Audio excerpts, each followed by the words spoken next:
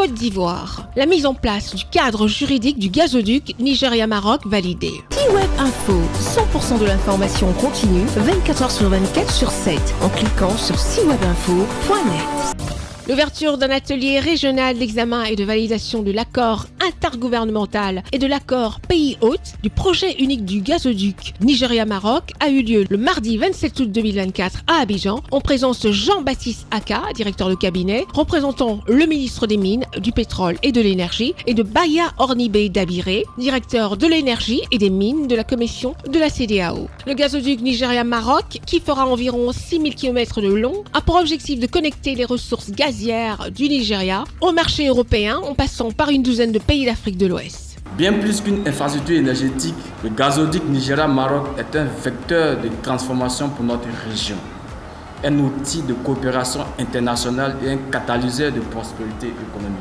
Ce projet a le potentiel de redéfinir la dynamique énergétique de notre région en renforçant notre position sur la scène mondiale. La disponibilité accrue du gaz naturel améliorera non seulement les capacités de production électrique, dont 42% de la puissance installée sera basée sur le gaz naturel d'ici 2033, mais également stimulera le développement économique, industriel et agricole de la sous-région ouest-africaine.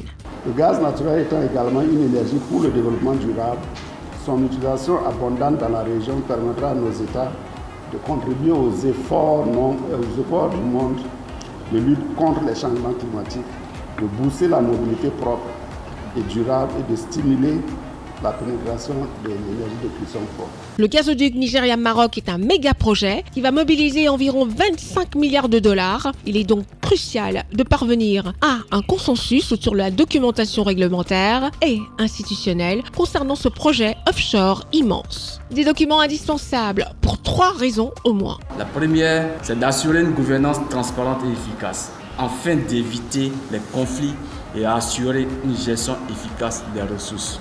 La deuxième raison que nous relevons, c'est de faciliter l'intégration régionale. La troisième raison, c'est de stimuler le développement économique dans notre sous-région en fournissant de l'énergie électrique moins onéreuse à partir du gaz naturel pour satisfaire les besoins des industries, mais aussi de nos populations. La mise en place du cadre juridique est terminée. La décision finale d'investissement est prévue pour 2025 et les premières répercussions de ce pipeline transafricain sont attendues vers 2028. Retrouvez toute l'actualité afro-mondiale en ligne et en multidiffusion sur C-Web Info et plateformes digitales Facebook, YouTube, Instagram et en simultané sur Radio Voltage 2.